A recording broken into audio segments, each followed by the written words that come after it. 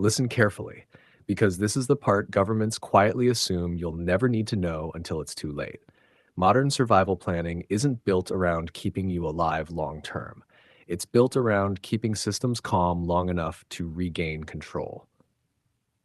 The uncomfortable truth is that in a real collapse, a sustained blackout, a supply chain failure, or a cascading emergency, the official advice stops working far sooner than anyone admits. Not because it's wrong, but because it's designed for compliance, not endurance. And if you're still following it after the first few days, you're already behind. Here's the first thing nobody tells you: starvation doesn't kill you first, dehydration doesn't either. The real early killer is decision fatigue. When routines vanish, the human brain burns calories faster trying to evaluate uncertainty than it ever does lifting objects or walking miles. Cortisol spikes, sleep fragments, and suddenly you're making emotional decisions with permanent consequences.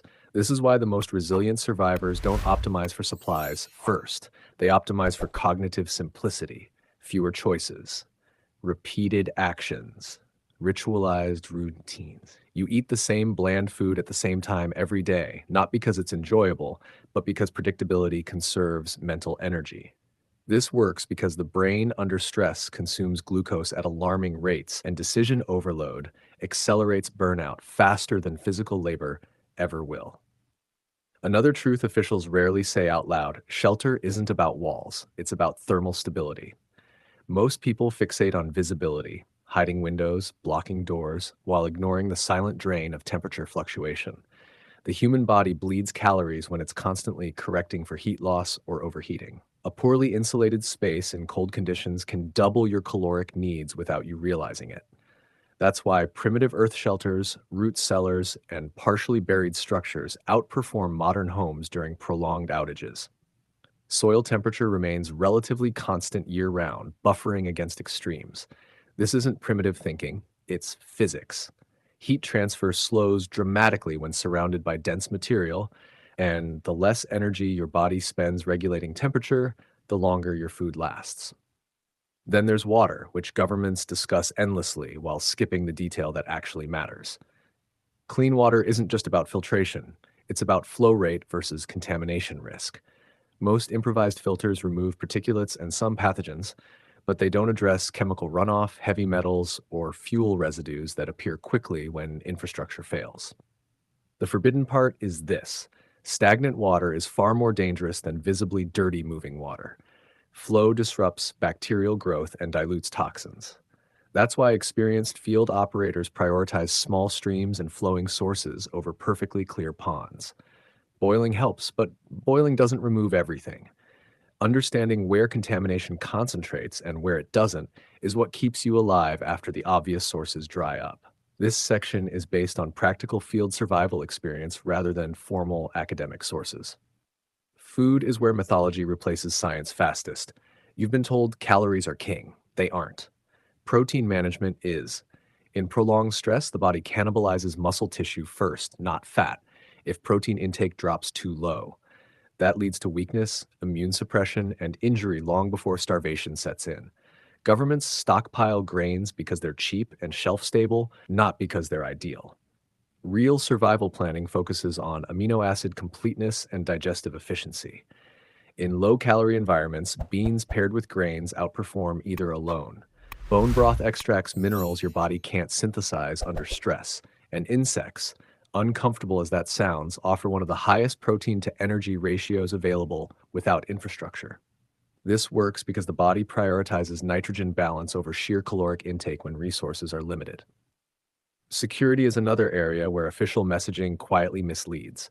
You're told to avoid confrontation, stay hidden, keep lights off, all good advice until everyone does it. In a real collapse, total invisibility attracts as much attention as obvious wealth. Empty-looking spaces invite probing. The counterintuitive survival principle is controlled normalcy. Small signs of routine, consistent sounds at the same times, predictable patterns of movement, signal occupancy without signaling abundance. Humans are pattern recognition machines, and opportunistic threats look for chaos, not stability. A place that feels boring and predictable is less attractive than one that feels abandoned or erratic. Here's the part that makes people uncomfortable. Community survival beats individual preparation almost every time, but not the way you think. Governments promote neighborhood watch models built on trust. Collapse favors competence based alliances instead. Skills matter more than personalities.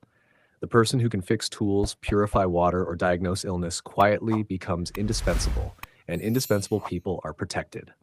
This isn't optimism, it's evolutionary psychology. Groups preserve value under threat.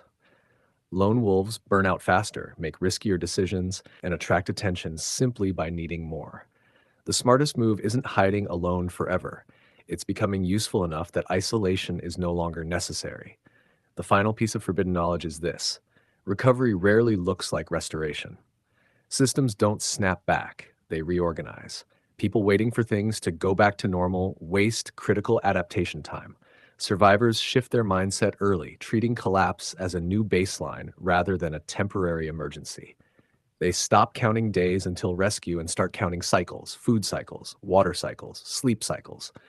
This works because the brain adapts faster when it accepts permanence. Hope tied to reality stabilizes behavior. Hope tied to rescue destabilizes it. Governments assume you'll follow instructions, wait patiently, and trust timelines. Survival belongs to those who understand biology, physics, and human behavior well enough to operate without permission. None of this is cinematic, none of it is heroic. It's quiet, methodical, and deeply unglamorous. And that's exactly why it works when everything else fails. What almost no official guidance prepares you for is the emotional inversion that happens after the initial shock wears off. Fear doesn't stay sharp, it dulls. And that's when people get sloppy.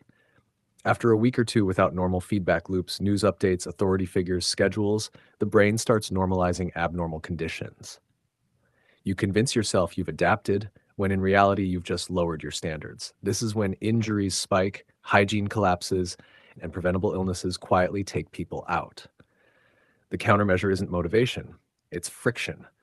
You deliberately make unsafe behavior harder. Shoes stay by the bed so you never walk barefoot. Water purification is mandatory even when you're tired. You enforce rules on yourself because discipline replaces infrastructure when infrastructure dies. There's also a biological reality most preparedness manuals gloss over. Sleep fragmentation is deadlier than hunger over time. In unstable environments, people sleep lightly, wake often, and never reach deep restorative cycles. Cortisol stays elevated, immune response drops, and cognitive errors multiply. The fix isn't sleeping longer, it's sleeping deeper.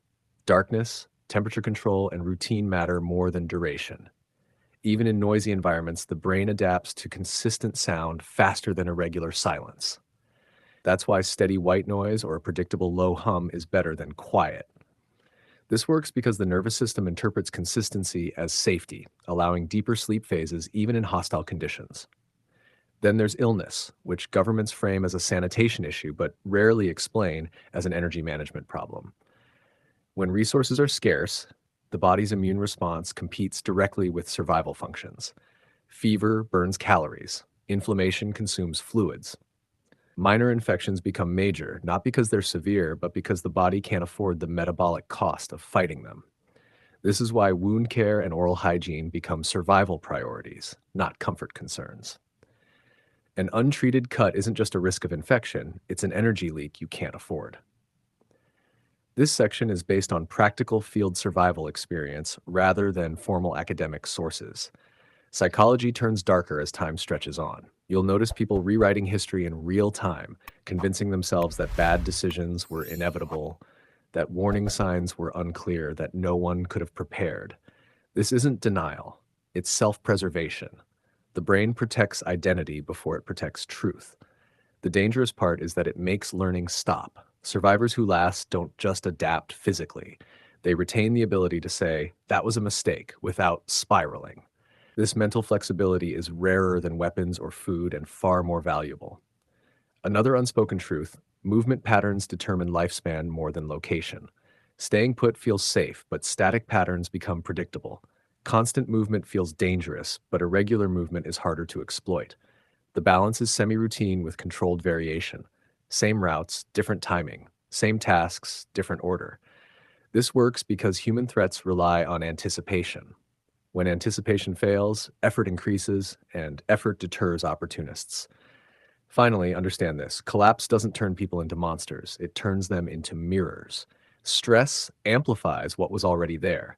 The generous become strategic allies, the cruel become reckless, the unprepared become desperate. Your job isn't to fear humanity, it's to read it accurately. Calm voices travel further than shouting. Consistency builds more safety than dominance. And restraint, not force, keeps you invisible when invisibility matters. This is the knowledge that never fits on pamphlets or press conferences. It's not dramatic enough, not simple enough, and not comforting enough. But it's what quietly separates those who endure from those who don't when the systems you were raised to trust finally go silent.